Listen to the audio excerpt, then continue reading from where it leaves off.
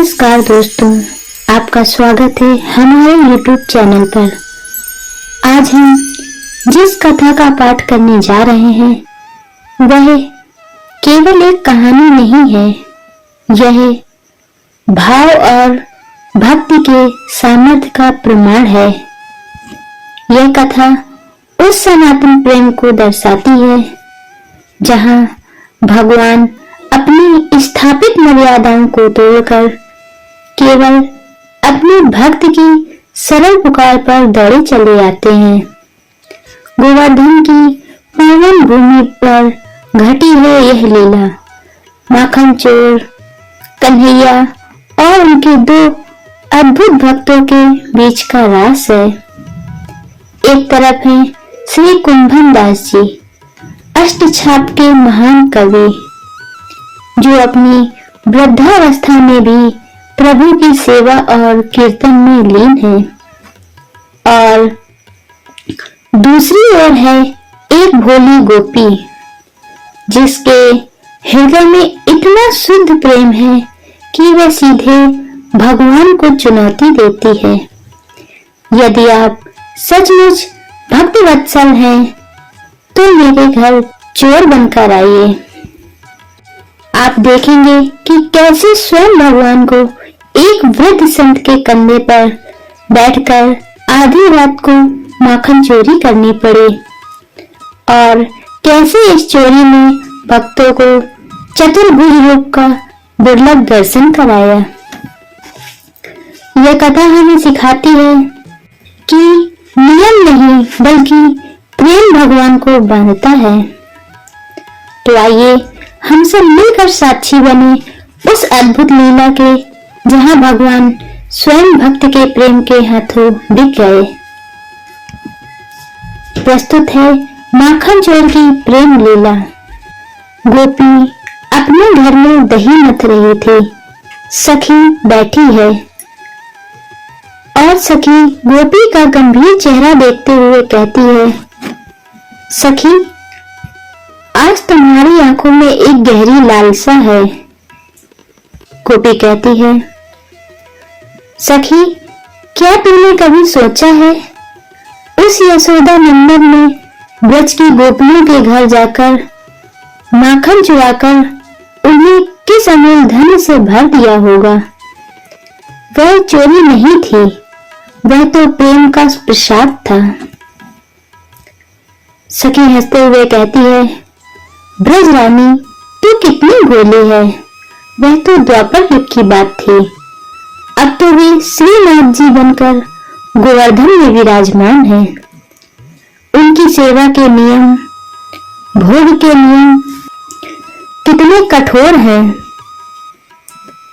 तभी गोपी दही मथना रोक कर कहती है, नियम तो भक्तों के लिए हैं, पर भगवान के लिए तो केवल भाव होता है।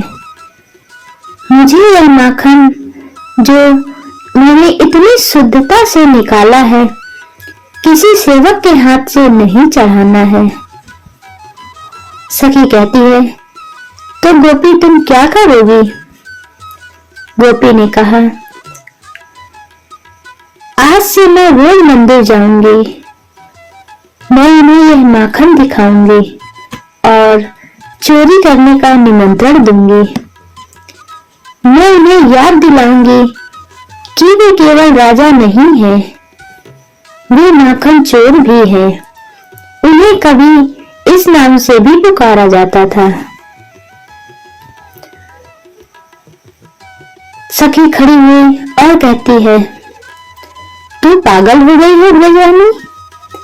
बड़े बड़े संत, बड़े बड़े राजा नियम से उनके दर्शन करते हैं और तू चाहती है कि वे तेरे घर आए, वो भी चोर बनकर। क्या ऐसा हो सकता है। गोपी अपनी मटकी उठाकर मुस्कुराते हुए कहती है, हाँ, मैं चाहती हूँ और मैं देखूंगी मेरे प्रेम के निमंत्रण में कितना बल है। यह मेरा रोज का संकल्प है। मैं रोज मंदिर जाऊंगी, मैं उन्हें पुकारूंगी। और दोनों मंदिर की ओर प्रस्थान करती हैं। गोपी तो रोज पुकारती रही, पर क्या प्रेम भरी पुकार पत्थर की मूर्ति तक पहुंच सकी? वहीं मंदिर के अंदर कुंभन दास जी कीर्तन के बाद शांत बैठे हुए थे और गोपी इतनी भीड़ में दूर खड़ी थी। कुंभन दास जी शांत मुद्रा में मूर्ति को देखते हैं, कहते हैं, हे श्रीनाथ, मेरे लाल, आज आपके मुखमंडल पर यह कैसी चंचलता है? आपकी आंखें एक जगह पर क्यों नहीं टिक रही हैं? वह गोपी मटकी का ढक्कन हटाकर दूर से ही ठाकुर जी को दिखाती है। तभी कुंभन दास जी अपनी आंखों को मलते हुए और बहुत चौंक कर देखते हैं, कहते हैं, अरे यह क्या हो गया? मेरे ठाकुर जी के ओठों के कोनों से यह कैसी लार है? यह तो साक्षात अमृत जैसा टपक रहा है। कोई भोग तो अभी लगाया नहीं है। तभी सेवक आता है और पर्दा गिरा देता है। कुंभन दास जी भीतर आ जाते हैं, कहते हैं, सेवक यह क्या हो गया? सेवक कहता है, बाबा अब सेवा का समय है। कुंभन दास जी कहते हैं, जय जय, यह क्या हो रहा है? मुझे सच सच बताइए। ठाकुर जी थोड़ा शरारती आवाज में बोलते हैं, कुंभना, तू तो मेरा सच्चा सखा है। तूने देखा नहीं, वह गोपी रोज रोज आती है, नहीं दूर खड़े होकर मुझे मक्खन दिखाती है। वह खुशबू, मेरा मन अब मेरे वश में नहीं रहा। कुंभन दास जी हैरानी से कहते हैं, महाराज, आप स्वयं यह कह रहे हैं कि आपका मन वश में नहीं रहा, वो भी एक मक्खन के लिए? ठाकुर जी कहते हैं, यह केवल मक्खन नहीं है कुंभना, यह उसके अविरल प्रेम का सार है। हजारों वर्ष हो गए हैं ब्रज की उस लीला को। मेरा मन बहुत तड़प रहा है, मैं गोपी के भाव को तोड़ नहीं सकता। कुंभन दास जी गहरी सांस लेते हुए कहते हैं, यह तो अद्भुत है, पर प्रभु आप यहाँ श्रीनाथ जी के रूप में विराजमान हैं। अगर आपने ऐसा किया तो लोग क्या कहेंगे? ठाकुर जी हंसते हुए कहते हैं, लोग तो मुझे वैसे भी बाकम जोर कह के बुलाते हैं। कुंभना, तुम मेरी चिंता छोड़ दो, तू बस मेरा साथ दे। देर रात को जब सभी लोग सो जाएं, तब तू पिछली खिड़की से आ जाना, मैं वहीं से कूदकर तेरे कंधे पर बैठ जाऊंगा। कुंभन दास जी अपने शरीर को छूते हुए और थोड़ा दर्द से कहते हैं, लेकिन प्रभु मैं बूढ़ा हो गया हूँ, मैं चल नहीं पाऊंगा, मेरी कमर अकड़ जाती है। ठाकुर जी पूरे प्रेम और अधिकार से कहते हैं, कुंभना, तू बस प्रेम का सूत्र पकड़ ले, मैं तुझे चलने की शक्ति दूंगा। तू बस मुझ पर विश्वास रख और शीघ्रता से आना। वही रात में जब सारी दुनिया सो गई, पर एक वृद्ध भक्त के हृदय में प्रेम की अग्नि प्रज्वलित थी। अब शुरू होती है लीला। रात को मंदिर के पीछे की खिड़की में कुंभन दास जी हाँफते हुए आकर खड़े हो जाते हैं और श्रीनाथ जी का पात्र मूर्ति से सजीव बन जाता है। श्रीनाथ जी खिड़की से बाहर आते हैं और कुंभन दास जी के कंधे पर बैठ जाते हैं और एक छोटे बालक की तरह फुसफुसाते हुए कुंभना से कहते हैं, चल कुंभना, जल्दी जल्दी चल, यहाँ से सीधे फिर उस सूखी पोखर से दाएं मुड़ना और फिर बाएं, याद है ना? कुंभन दास जी की आंखों से आंसू बहने लगते हैं। वह अपनी लड़खड़ाती हुई आवाज में कहते हैं, अहो भाग्य हमारे, जिसे बड़े बड़े योगी तपस्या से नहीं पाते हैं, वह आज मेरे कंधे पर बैठा है। हाँ मेरे नाथ, जैसी आपकी आज्ञा। वे दबे पांव गोपी के घर की छत से प्रवेश करते हैं। घर में सोने की आवाजें आ रही थीं। ठाकुर जी धीरे से कहते हैं, वह टंगी है मटकी, कुंभना अब तू बहुत कस के पकड़ना। कुंभन दास जी ठाकुर जी को संभालते हैं। ठाकुर जी मटकी के नीचे लटक जाते हैं और माखन निकालते हैं। ठाकुर जी बहुत ही प्यार से माखन चबाते हुए कहते हैं, आहा यह स्वाद, यही है प्रेम का स्वाद। कुंभना तू भी लेगा? वह अपना जूठा मक्खन कुंभन दास जी की मुंह की ओर उछालते हैं। कुंभन दास जी की आंखों में आंसू हैं और वे आंसू पोंछते हुए कहते हैं, मेरा जीवन सफल हो गया प्रभु। आप इस लीला को क्यों कर रहे हैं? तभी कुंभन दास जी ऊपर देखते हैं और कहते हैं, जय जय संभालो, आपकी धोती खुल रही है। यह क्या हो रहा है? ठाकुर जी दो हाथ से मक्खन चुरा रहे हैं और तभी अचानक उनकी चार भुजाएं प्रकट होती हैं। दो से माखन चुराते हैं और दो से अपनी धोती संभालते हैं। पूरा दृश्य एक दैवीय प्रकाश से भर जाता है। ठाकुर जी मुस्कुराते हुए कहते हैं, अब ठीक है कुंभना? कुंभना कहते हैं, चतुर्भुज भगवान की जय हो। कुंभन दास जी यह अद्भुत दृश्य देखकर प्रेम मूर्छा में आ जाते हैं और नीचे गिर जाते हैं।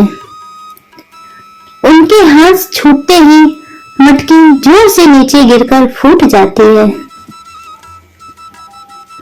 गिरने की आवाज सुनकर गोपी के परिजन निंद्रा से जाग जाते हैं और वहीं से आवाज देते हुए कहते हैं, चोर चोर चोर, कौन है? उसे पकड़ो, चोर आया। ठाकुर जी एक लंबी छलांग लगाकर वहां से भाग जाते हैं और कुंभन दास जी वहीं जमीन पर मूर्छित पड़े रह जाते हैं। भगवान तो अपनी लीला पूरी कर कर चले गए, पर प्रेम का चोर तो वहीं पकड़ा गया। गोपी और उसके परिजन लालटेन लेकर आते हैं। गोपी क्रोध में डंडा उठाते हुए, कौन है चोर, उसे मारो। गोपी डंडे से कुंभन दास जी को मारती है। गोपी लालटेन पास लेकर आके देखती है तो कहती है, अरे यह तो कुंभन दास बाबा है, यह मंदिर में भजन गाते हैं। गोपी कहती है, आपको चोरी करते हुए शर्म नहीं आई? मैं तो लाला के लिए माखन रखती हूँ और आप यह माखन खा रहे हैं। कुंभन दास जी आंसू बहते हुए शांत और गंभीर आवाज में कहते हैं, अरे पगली, जिसे तू रोज मंदिर में बुलाती थी, वही तो यहाँ आया था, तेरा लाला। गोपी थोड़ा झुककर बोलती है, बाबा बाबा आप कैसी बातें कर रहे हैं? कुंभन दास जी गोपी के चरणों को छूते हुए कहते हैं, मैं सच कह रहा हूँ। मैंने दुनिया से उनके यश सुने थे, पर आज मैंने उनसे तेरे यश सुने हैं। तू कितनी भाग्यवान है, तुझ पर लाला ने कृपा की है। कुंभन दास जी गोपी के चरणों को हृदय से लगाते हैं और कहते हैं, सुन ब्रजरानी, तू है सखी बड़भाग बड़ी। तू नहीं जानती तूने क्या किया है। बड़े बड़े ज्ञानी, बड़े बड़े तपस्वी जिनके दर्शन को तरसते हैं, वे मेरे नाथ तेरी एक पुकार पर तेरे माखन के लिए चोर बन गए। उन्होंने मुझे बताया कि वे तेरे प्रेम के हाथों बिक गए हैं।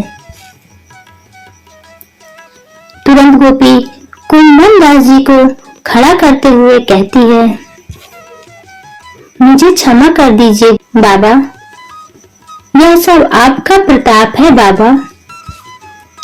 कुंभन दास जी कहते हैं, यह मेरा नहीं, तेरे भाव का प्रताप है। तेरी शक्ति ने माखन चोर को प्रकट किया है। तू धन्य है गोपी। दोस्तों, इस अद्भुत लीला के साथ माखन चोर की प्रेम गाथा का पाठ यही समाप्त होता है। हमने देखा कि कैसे संसार के नियम, सारी मर्यादाएं उस एक निर्भय भाव के सामने भंग हो गई। गोपी ने कोई तपस्या नहीं की, कोई जटिल यज्ञ नहीं किया, उसने केवल प्रेम का निमंत्रण दिया। और ठाकुर जी जो बड़े बड़े राजाओं से नहीं मिलते, उस गोपी के घर में चोर बनकर आए। संत कुंभन दास जी की स्थिति भी देखिए।